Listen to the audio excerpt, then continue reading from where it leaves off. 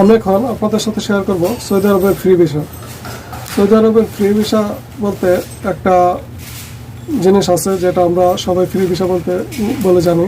মূলত free visa বলতে কিছুই নাই, তারপর আমরা ফ্রি ভিসা বলি, যেটা হচ্ছে মানে আপনি আপনার মালিকের সাথে একটা কন্ট্যাক্ট থাকবে যে আমি বাইরে কাজ করুম আর তোকে এত দেবো শত দেবো সেই। তো এই সমস্ত বিষয়ে আমরা অলরেডি অনেকে আসি বা আসতে পছন্দ করতেছি বা অনেকে আসা ফাঁসে গেছি। যাই হোক, এই ফ্রি ভিসাটা কী এবং ফ্রি ভিসা আসলে বর্তমানে আপনার পরিস্থিতিটা কী হবে এটা নিয়ে আমি এখন আলোচনা করতে চেষ্টা করব। আমি 20 বছর ধরে সৌদি আরবে আছি আর সৌদি আরবে এই ফ্রি ভিসায় আছি 20 বছর পর্যন্ত। তো 20 বছরের অভিজ্ঞতা থেকে আমি চেষ্টা করবো আপনাদেরকে কিছুটা বর্ণনা দিতে। যদি আপনারা মনে করেন যে এই ভিডিওটা শুনে বা দেখে ভালো লাগছে আপনাদের, তাহলে আপনারা একটা লাইক কমেন্ট শেয়ার দিয়ে আমাকে আরও ভিডিও বানাতে উৎসাহিত করবেন।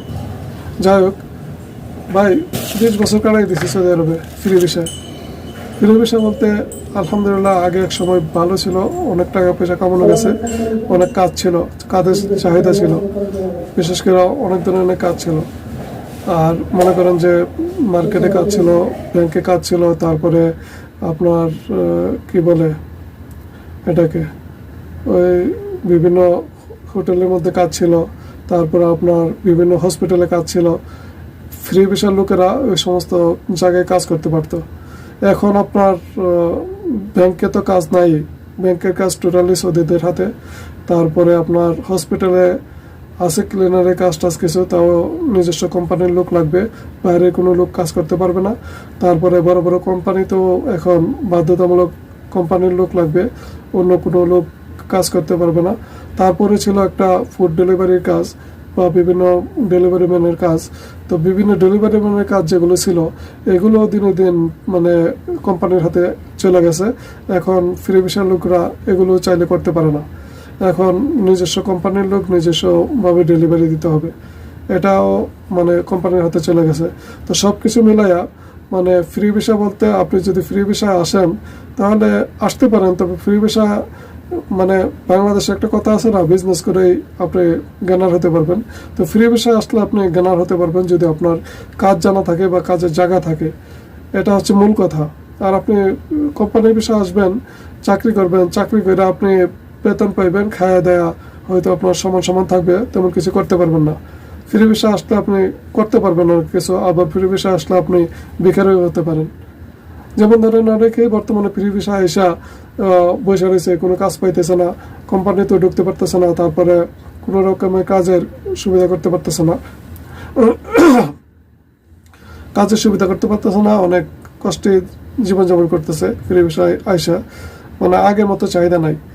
দেখেন আমি ফ্রি ভিসায় আছি, ইলেকট্রিক প্লাম্বারিংয়ের কাজ করি। আগে একসময় ডিশের কাজ করতাম, সেখানে মনে করেন যে প্রতিদিন দু একটা কাজ করতাম, বা মনে করেন যে দোকানে বসে থেকে এক সময় রিমোট টিপতাম, শুধু এইভাবে এরকম করতাম, রিমোট টিপাও প্রতিদিন মানে 100 রিয়াল সৌদি আরবে কামাইছি আলহামদুলিল্লাহ কোনো এক সময়। তো মানে 2-3টা রুমে রিসিভারে প্রোগ্রামিং করলে 30 টাকা, 40 টাকা, 50 টাকা, 100 টাকা এরকম করে দিত, মানে 100-150 টাকা দোকানে বসে কামানো যেত। তারপরে কাস্টমার ছিল অ্যাভেলেবেল, আজনবী ছিল, বিনদেশি কাস্টমার ছিল, অনেকগুলো কাস্টমার ছিল, অ্যাভেলেবেল কাস্টমার ছিল, দৈনিক 2-1টা কাজে যাওয়া যেত। বা যখন ফ্রি থাকতাম তখন দোকানে এনে আসতো, দোকানেও ট্রেনিং করা যেত। আজকে 1 বছর হয়েছে দেশের থেকে আসার পরে একদিন মাত্র দেশের কাজে গেলাম, বুঝছেন, দেশের কাজে গেলাম একদিন, দেশের কাজটা শেষ। কিভাবে শেষ হয়েছে? দেশের কাজ শেষ হয়ে গেছে আপনার ওই যে প্রযুক্তি এসে, সেটা এখন স্মার্ট টিভিতে আপনার কি করে ওই যে ওয়াইফাই লাগাই দেয়, স্মার্ট টিভিতে চলে, বাস ডিশ ছাড়া। এখন আর দেশের কাজ নাই। এই যে গত 2 দিন আগে সৌদি আরবে বৃষ্টি হয়েছে, এই বৃষ্টি যখন 2010-এ হয়েছিল তখন ঈদ লেগে গেছিল দেশের লোকেদের। কিরকম ঈদ লাগতো জানেননি? এই বৃষ্টিটা হইলেই মানে ডিশ নষ্ট হয়ে গেছে, বাতাস একটু হলে ডিশ নষ্ট হয়ে গেছে। এখন সবার ঘরে ঘরে ডিশ, সবাই ঠিক করতে হবে। বাস যারা কাজ করতো টেকনিশিয়ান ছিল তাদের ঈদ লেগে গেছে। একদিনে জনে 10টা কামও করছে।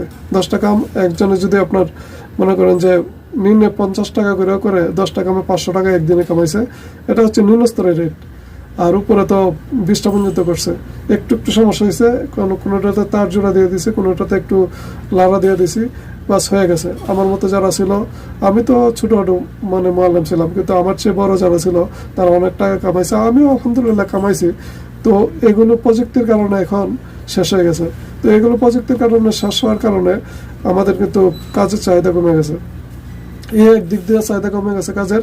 আরেক দিক হয়েছে আপনার ওই যে সৌদি সরকার মানে সৌদিকরণ করছে। সৌদিকরণ করাতে যেমন ধরেন ব্যাংকে, মোবাইল মার্কেটে, কম্পিউটার মার্কেটে, তারপরে এই সমস্ত মোবাইল রিপেয়ারিংয়ে, এই সমস্ত জায়গায় কিন্তু ফ্রি ভিসার লোকজন ছিল। আমরা যারা ফ্রি ভিসায় কাজ করতাম বা ফ্রি ভিসায় যারা আসতো, এই সমস্ত জায়গায় কাজ করে ভালো টাকা ইনকাম করতো। কিন্তু এগুলোতে এখন বাধ্যতামূলক সৌদি এবং বাধ্যতামূলক সৌদিদের হাতে চলে গেছে। এখন যদি আপনাকে ওইখানে জারুতার হিসাবেও দেখে, তাহলে আপনারা ধরে নিয়ে আপনারা দেশে পাঠিয়ে দিব, এমন এক পরিস্থিতি।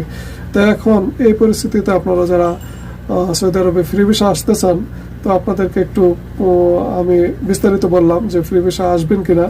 তারপরেও আপনারা যদি আসেন তো আসতে পারেন, তবে ফ্রি ভিসা আসার আগে আপনারা 1000বার চিন্তা করবেন যে 1000বার আপনারা ভাইবা চিহ্ন আসবেন যে ফ্রি ভিসা এসে আপনার কাজের জায়গাটা ঠিক আছে তো, আপনি যেদিন আসবেন এর পরের দিন থেকে কাজ করতে পারবেন তো। আপনি যদি আসা লগে লগে কাজে যেতে পারেন পরের দিন থেকে বা কাজ করতে পারেন, তাহলে আপনি আসেন সৌদি আরবে ফ্রি ভিসায়। আর যদি আপনি মনে করেন আপনাকে যদি কেউ বলে আপনি আসার পরে আপনাকে মানে কাজ ধরাই দিব, বা অনেকে আবার বলতেছে মানে অনেক ধরনের মানে ফয়সালা টয়সালা দিয়ে আনে যে আসার পরে ড্রাইভিং লাইসেন্স বানাই দিব, ড্রাইভিং লাইসেন্স বানাই দিয়া তারপরে ওই কি জানে ফুড ডেলিভারি কাজে লাগাই দিব, মাসে 2-3 হাজার টাকা কামাইবা, মানে অনেক ধরনের কথা বলে আনে সেটা আপনি ড্রাইভিং লাইসেন্স বানাইতে যাবে এখন আগের মতো আর নাই। এখন ড্রাইভিং লাইসেন্স বানাইতে গেলে আপনার 3 থেকে 4 মাস আপনি এই স্কুলে আসা যাওয়া করতে হবে, এটার পেছনে সময় দিতে হবে। সময় দেওয়ার পর আপনার পাউন্ড কেনার সন্দেহ আছে। আর যদি বলে আপনি টেবিলের নিচে বানাইবেন, তাহলে আপনার 5000 টাকা লাগবে ড্রাইভিং লাইসেন্স বানাইতে। আপনি কই যাবেন এখন? এসে সেটা আপনি এখানে ড্রাইভিং লাইসেন্স বানাইবেন নাকি আপনি কি বলে আপনার পেট চালাইবেন? আর আপনি এসে সেটা আপনি যে এক জায়গায় থাকবেন, বাসা ভাড়া কত জানেন? নিম্ন স্তরে 200 টাকা, তাও থাকতে হবে ডাবল সিটে ছোট্ট একটা রুমের ভিতরে 200 টাকা নিম্ন স্তরে ভাড়া। আর আপনি যদি সিঙ্গেল সিটে থাকেন, তাহলে আপনার যদি মনে করেন যে একটু আরামায়েশ করে থাকেন, তাহলে আপনার 300 থেকে 400 টাকা ভাড়া গুনতে হবে, তাও 5-6 জনের সাথে একসাথে। আর আপনি খাবার খাবেন, আপনি যদি হোটেলে খাবার খাইতে যান, একবেলা খাবার খাইতে আপনার লাগবে এই নিম্ন স্তরে 12 রিয়াল, তারপরে উপরে 16 রিয়াল পর্যন্ত আপনার একবেলা খাবার খেতে লাগবে। আপনি যদি নাস্তা করতে যান সকালবেলা ওইটা, তো নাস্তা করতে আপনার নিম্ন স্তরে লাগবে 5 রিয়াল। তো এই টাকাগুলো আপনার কোত্থেকে আসবে? আপনি যদি 1 টাকা রুজি না করেন, তাহলে 5 টাকা খরচ কিভাবে করবেন? তো আপনি যদি এখানে বসে আপনার 1 মাস খেতে হয়, তাহলে 1 মাসে আপনার কত টাকা আসবে? আপনার ঘর ভাড়া, তারপরে খাবার, থাকা সবগুলো মিলে 1 মাসে আপনার মনে করেন যে 1000 টাকা খরচ হয়ে যাবে। যদি 1 মাস হিসাব করেন, নিম্ন স্তরে 1000 টাকা খরচ হবে। তো 1000 টাকা যদি খরচ হয়, আপনি টাকাটা কোত্থেকে আনবেন? 1 মাস, 2 মাস, 3 মাস আপনাকে যে নিয়ে আসবে, যে সৌদি আরবে ভিসা দেওয়া আনছে, সে কি আপনাকে প্রতিদিন আপনার এই প্রতি মাসে 1 মাস 1000 টাকা করে দিব না? তো আপনি আসার আগে চিন্তা করে আসেন।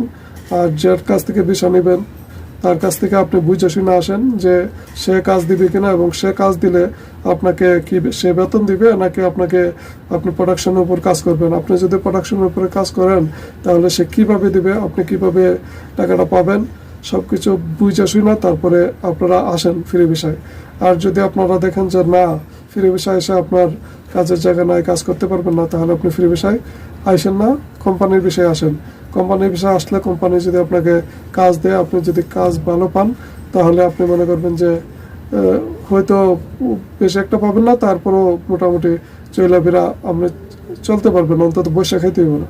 আর যদি আপনি ফ্রি ভিসা আসেন, তাহলে আপনার হয়তো আপনি 90% আপনি বসে খাইতে হবে, আর 10% আপনার যদি কাজের জায়গা থাকে, তাহলে আপনি কাজ করতে পারবেন, কাজে লাগে কাজ করতে পারবেন, এটা আমি বলতে পারি।